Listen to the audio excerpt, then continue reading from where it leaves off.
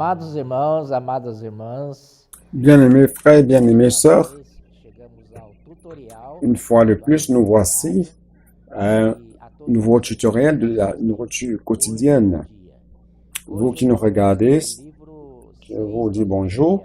C'est le livre 6 de la nourriture quotidienne dont le titre c'est l'ère des sept esprits.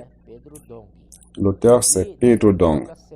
Nous allons parler de la semaine 2. Le thème de la semaine 2, les sept esprits devant le trône de Dieu. Para iniciar, o irmão autor do alimento diário Donc, l'auteur de la nourriture quotidienne de cette deuxième semaine a préparé tout le terrain pour à la fin parler des sept esprits devant le trône de Dieu. Premièrement, lundi, il parle de connaître les signes des temps. Donc, frères, nous devons connaître les signes des temps. Et dans Matthieu 16:1, lorsque les Juifs ont demandé au Seigneur de leur montrer un signe, le Seigneur leur a dit, si vous ne croyez pas à sa propre venue du Messie lui-même, alors quel signal voulez-vous en fait?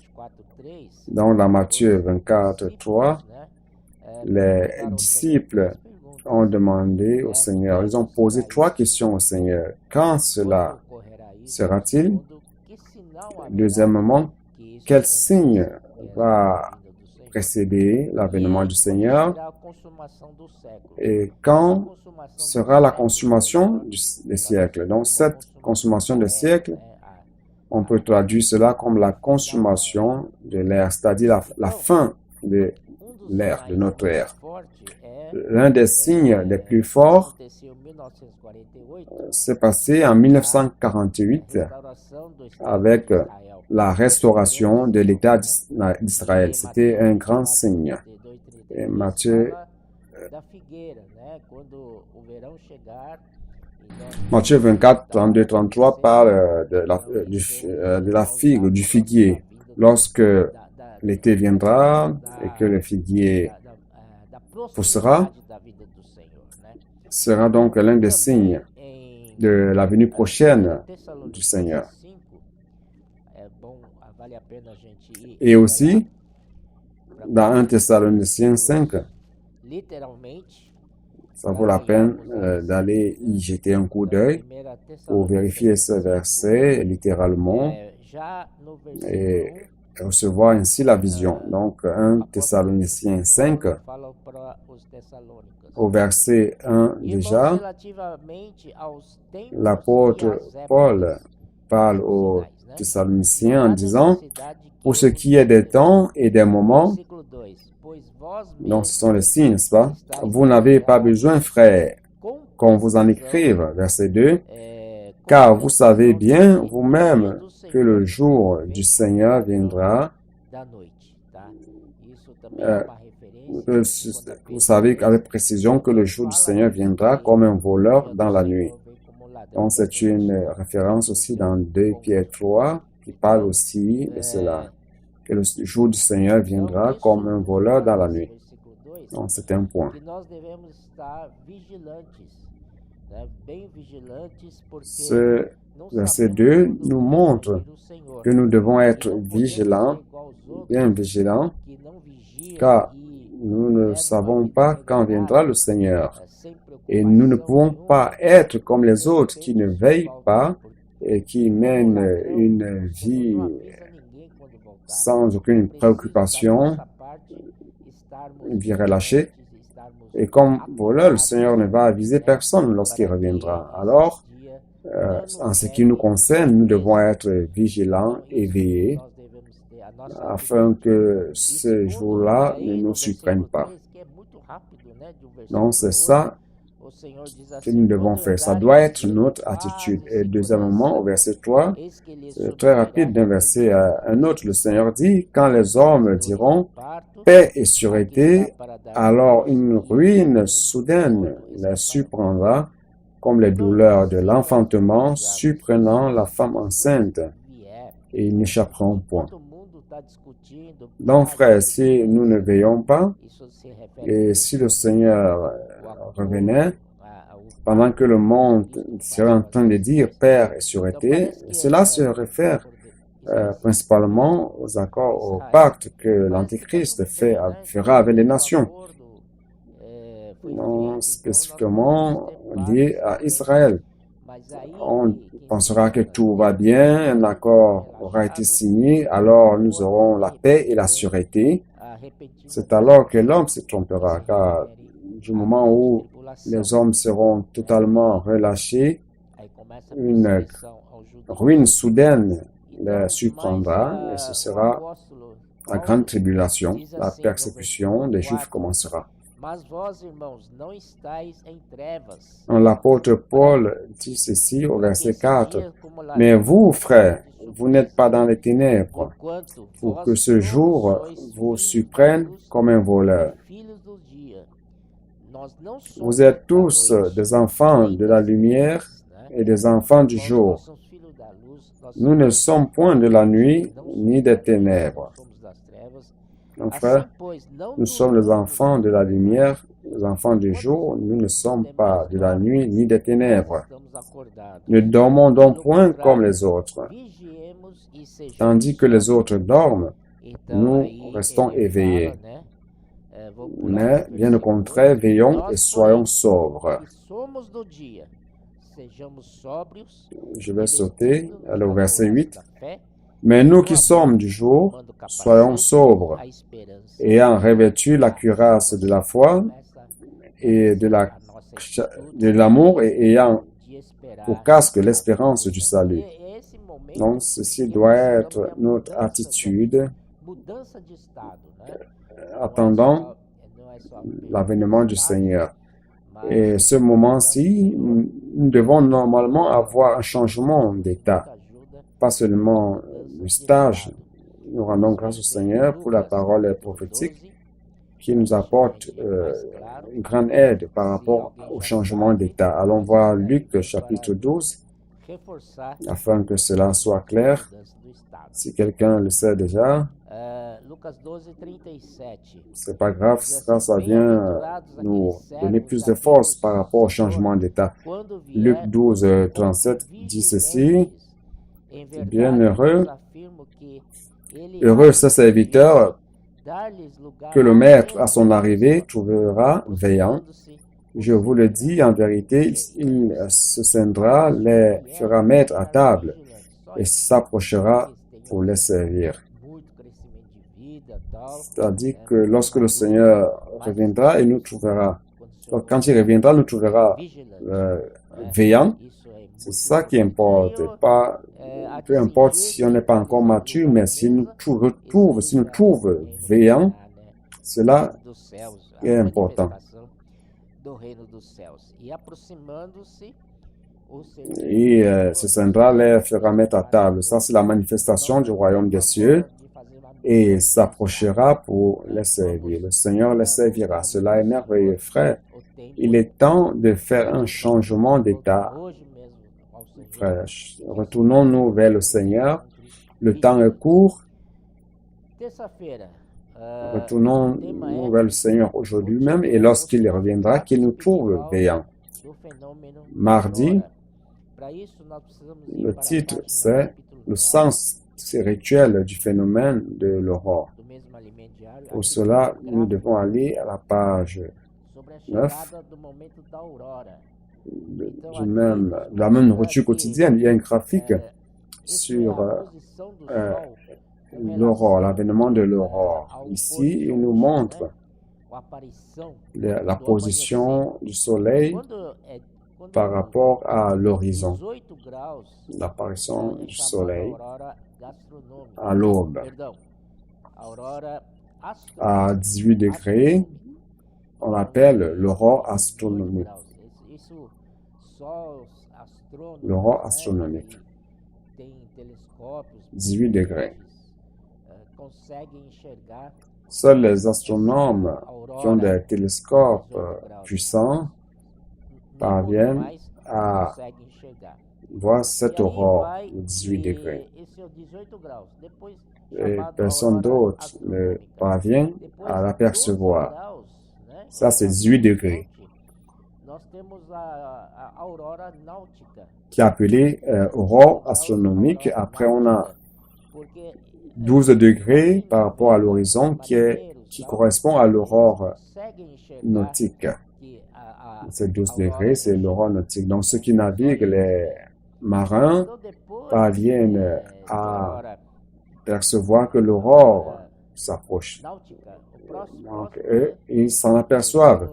Après l'aurore nautique, le prochain, degré 6, donc 6e degré, c'est l'aurore civile. Et tout le monde peut percevoir. Donc, jusqu'au lever total du soleil. On voit 2 Pierre 1, 19, qui dit que nous devons recevoir cette parole prophétique comme une lampe qui brille au milieu des ténèbres.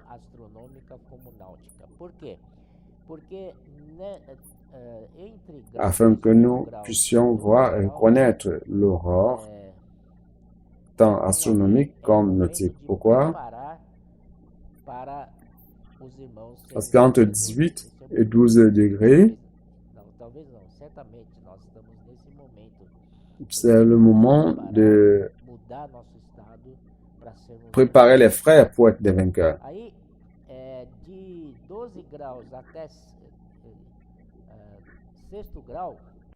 Et c'est le moment de se préparer, de changer notre attitude afin d'être des vainqueurs. Et de 12 degrés au 6e degré, en fait, qui correspond à l'aurore nautique et jusqu'à l'aurore civile, c'est l'enlèvement secret. Pardon. Oui, c'est cela même. C'est l'avènement secret du Seigneur qui se passera durant ce moment. Il y aura l'enlèvement des vainqueurs.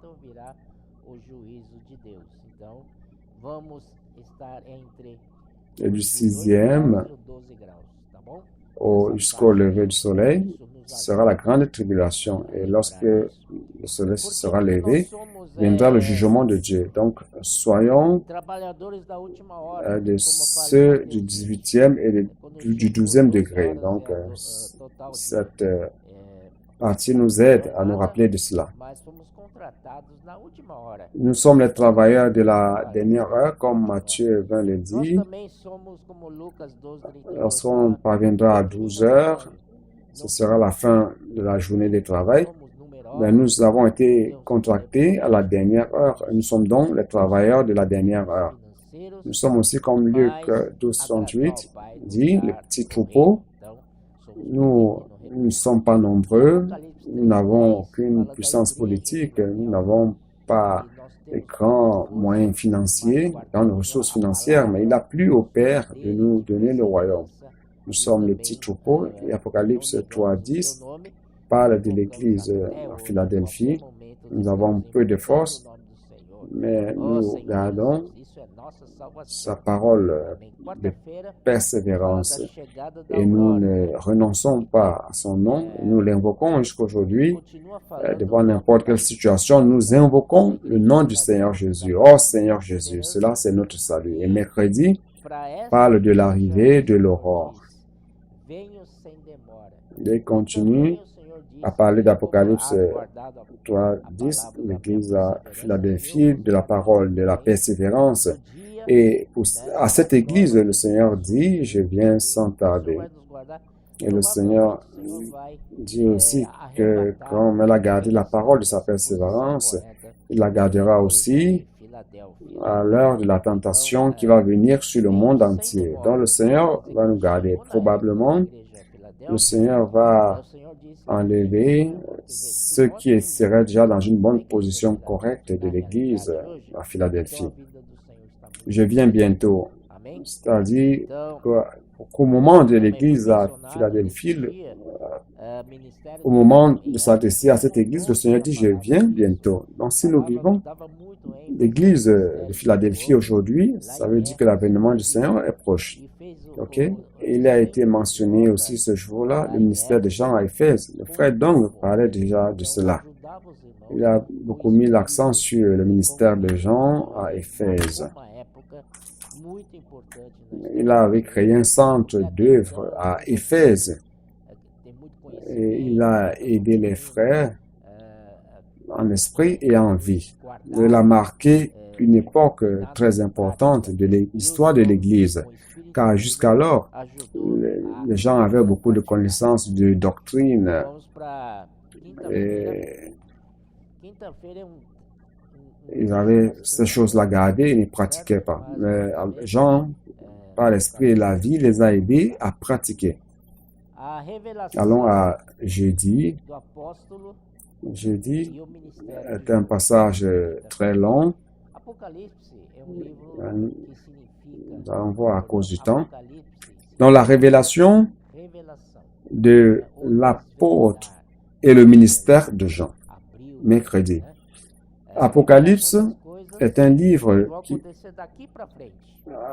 Apocalypse signifie révélation ou le dévoilement, ouvrir le voile. La révélation des choses qui vont se passer à partir de maintenant.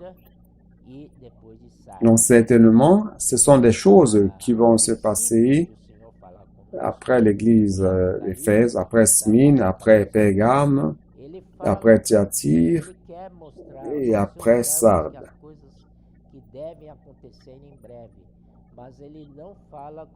Donc, le principe de la parole du Seigneur s'adressant à nous, l'Apocalypse, c'est de montrer à ses serviteurs les choses qui vont se passer très bientôt. Mais il ne s'est pas adressé à plusieurs serviteurs individuellement, mais il a fait savoir à un seul serviteur qui est Jean, et celui-ci le transmet aux autres, principalement montrant que c'est le moment de l'aurore. Dans Apocalypse 1:3, il dit, celui qui lit, celui qui écoute et celui qui garde. Donc, au temps de l'aurore, au moment de l'aurore, c'est le moment de bien garder la parole prophétique. Il s'agit de lire, d'écouter, de garder et de pratiquer. Et par rapport à la pratique de la parole, le frère a parlé du sujet des colporteurs dynamiques que j'ai trouvé très riche. Je vais essayer de vous parler de cela. Ici au parc d'Osasco, il y a beaucoup d'équipes qui sont perfectionnées, qui viennent pour être perfectionnées ici au parc d'Osasco. Donc, il est toujours bon quand ces colporteurs viennent être perfectionnés. La première des choses, c'est de jeter, d'abandonner tout ce qu'ils savent du passé, tout ce que vous avez appris ne serve plus.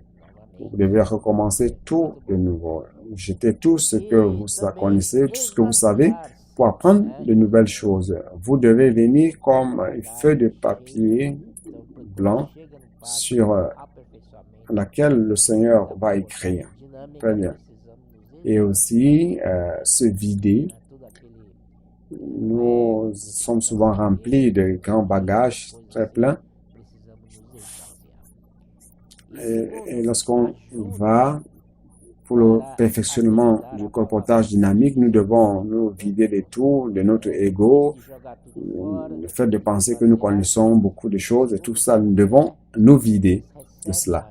Et deuxièmement, l'aide pour s'accrocher à la parole prophétique. C'est très important. Après avoir tout jeté, tout abandonné, se vider, le deuxième point, c'est recevoir l'aide afin de répondre à la parole prophétique.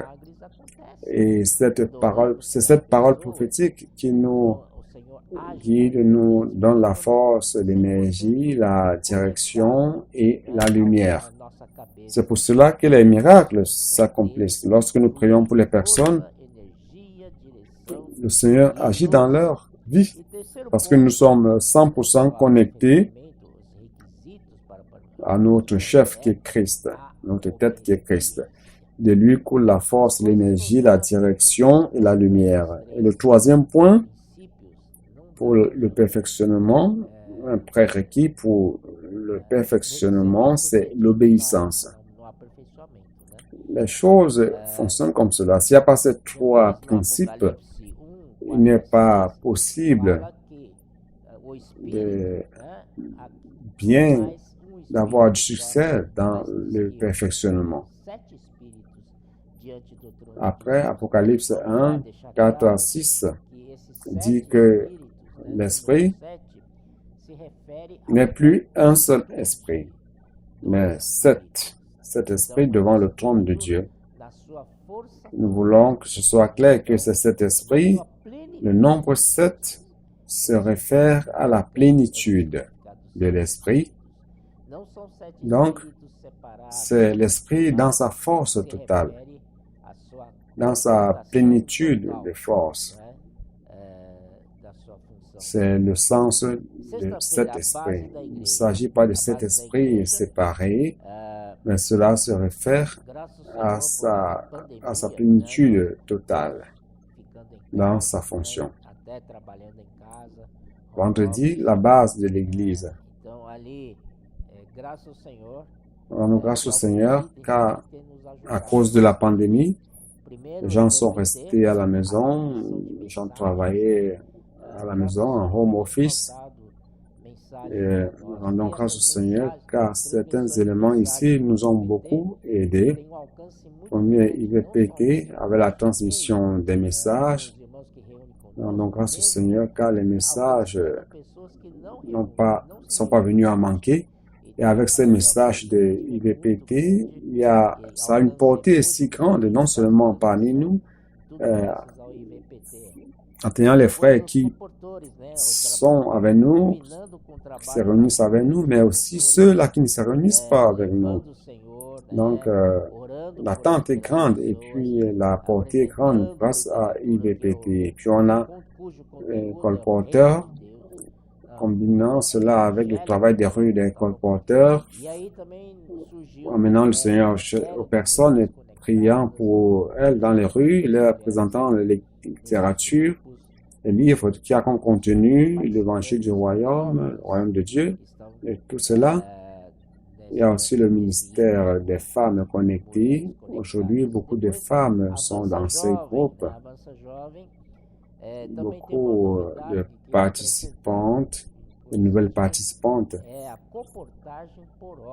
de ce groupe de femmes connectées. Et après, il y a Avance Jeune. On a aussi une nouveauté que je voudrais ajouter.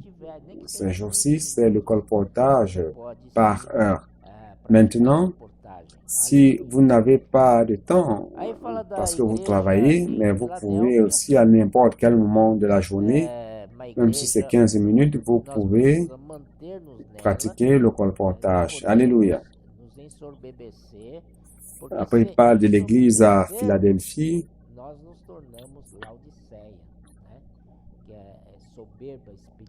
Nous devons nous maintenir dans cette église. Nous ne devons pas nous enorgueillir, car si nous nous enorgueillissons, si nous devenons orgueilleux, nous deviendrons Laodicée, l'église vaniteuse, l'église vaniteuse. Nous devons être humbles et devant le Seigneur et apprendre de nouvelles choses. Nous devons demeurer et conserver ce que nous avons. Le Seigneur dit dans Apocalypse 3:11, garde ce que tu as, afin que personne ne prenne ta couronne. Alors conservons ce que nous avons, car si nous conservons cela, la victoire sera la nôtre. Personne ne pourra prendre notre couronne. Et une autre chose, la caractéristique de l'Église en Philadelphie, c'est la base de l'unité de l'Église. C'est pas l'Église est une universellement, elle est une seule. Mais l'Église aussi, dans chaque localité de la terre, apparaît. Mais son nom, c'est le nom de la ville dans laquelle elle se trouve. Par exemple, dans Actes 8.1, l'Église à Jérusalem.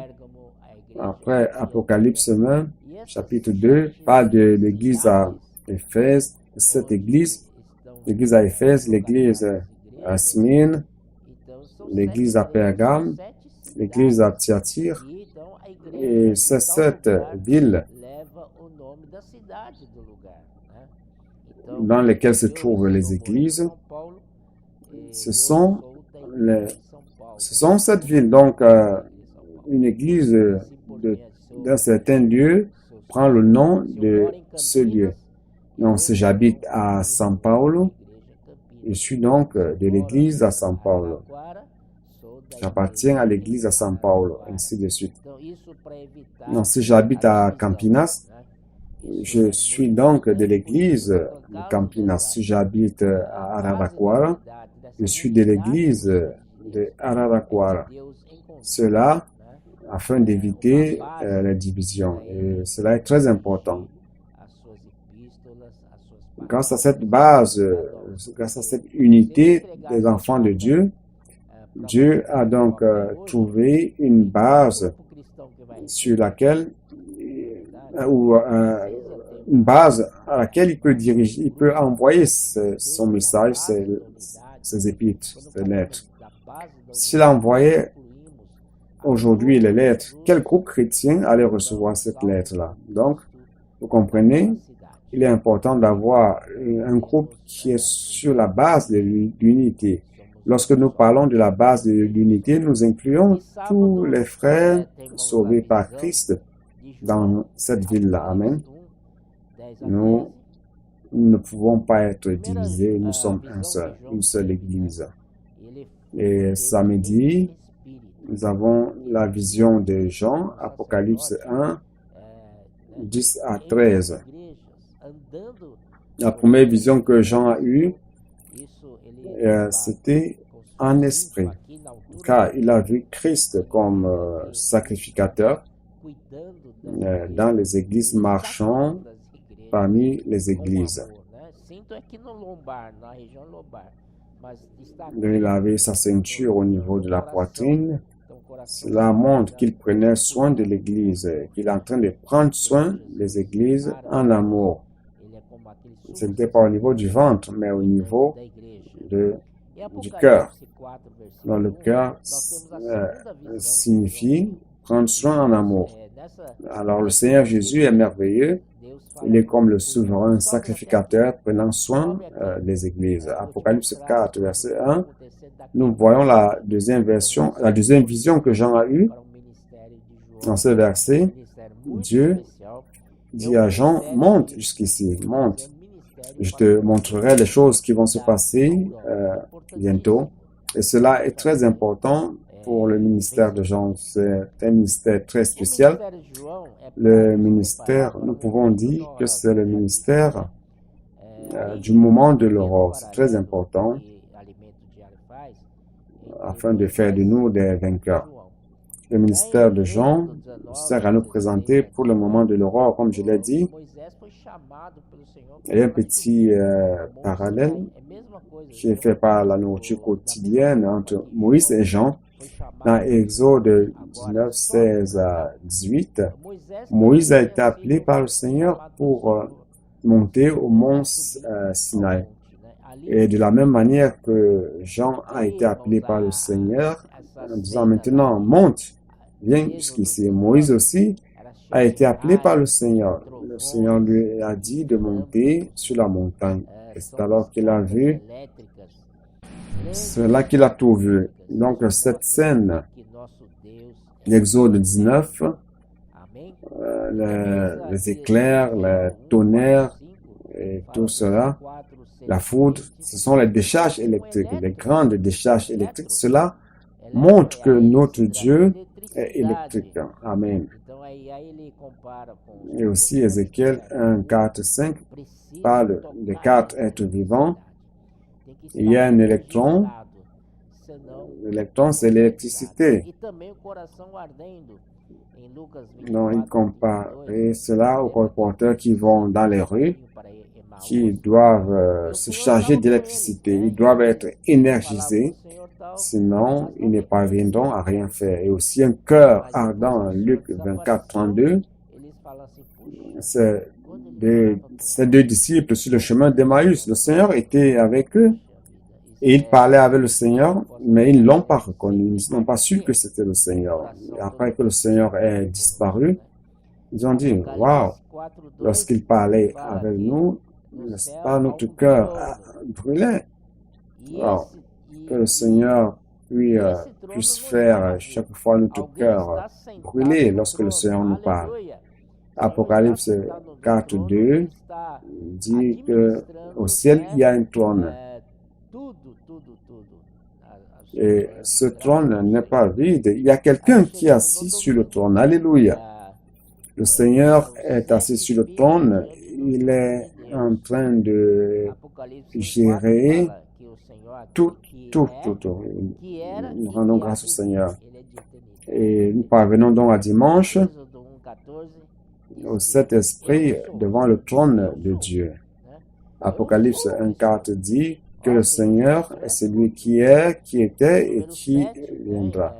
Il existe d'éternité en éternité. Exode 3.14 dit, l'Éternel dit, je suis celui qui est. Donc, le Seigneur est tout, n'est-ce pas? Donc, c'est la plénitude, la force totale. Et pour terminer, je voudrais vous lire 2 paragraphes qui sont ici. Dans les années 60, lorsque le frère Don Yulan est venu au Brésil, il a accordé une importance au fait d'être constitué par la parole. Nous avons préparé beaucoup de jeunes pour être des ministres de la parole. Le frère Don nous a aidés à avoir un équilibre entre la parole et l'œuvre. La vie d'église n'est pas un séminaire de portes fermées où nous étudions tout simplement la Bible. Il doit y avoir aussi une œuvre à l'extérieur. C'est avec ce sentiment qu'ont surgi les colporteurs, la coopérative et le CPEV, Expo Livre et les autres outils comme Boucafé, Journal Arbre de la Ville, Arbre de Vie et la maison d'édition Arbre de Vie. Tout cela a comme objectif l'opération de l'œuvre. Alléluia. Nous rendons grâce au Seigneur pour la parole de cette nourriture quotidienne, semaine 2. Merci beaucoup, frère, pour nous avoir regardé. J'espère que cela a pu vous aider. Bon, ça vous aidera au moment d'étudier la nourriture quotidienne. Amen. Jésus est le Seigneur.